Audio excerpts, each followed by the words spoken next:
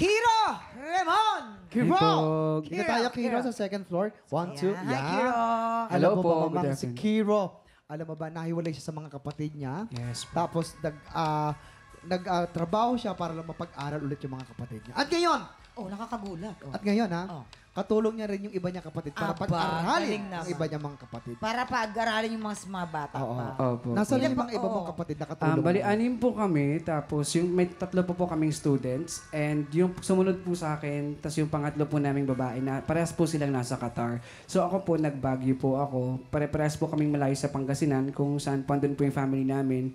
So syempre, sa hirap po ng buhay, kinailangan po talaga namin mag-sacrifice lahat.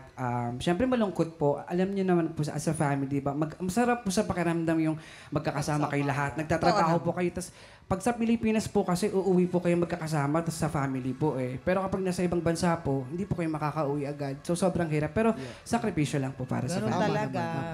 Ganun talaga yun.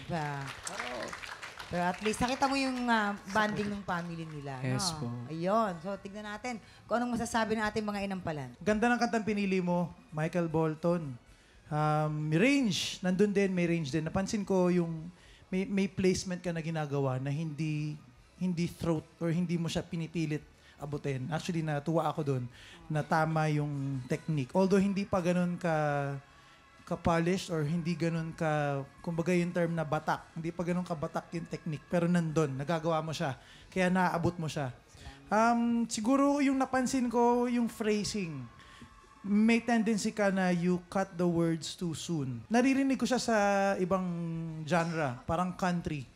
Meron silang ganong habit, minsan parang pinuputol agad yung words. Nagigets ko yung gusto mo mangyari. Kaya lang, since hindi yun yung areglo na kinakantahan mo, hindi siya ganun kabagay. So, be mindful of that lang. Kasi nababawasan yung emosyon eh. Nababawasan yung flow pag pinuputol mo siya agad. Tapos yung nag-change key, yung out of my dreams and into my life. Hindi rumihistro sa akin ano ng key. Ibig sabihin, hindi mo siya nasa pool ng malinis. Mas paghandaan mo yung part na yon. And then yung dulo, yung pinaka-last na said I loved you, huwag ka na mag-deviate dun sa original na melody. Sundin mo na yon kasi panghuli na yon eh. So, kailangan iuwi mo na dun sa original melody. Yun lang.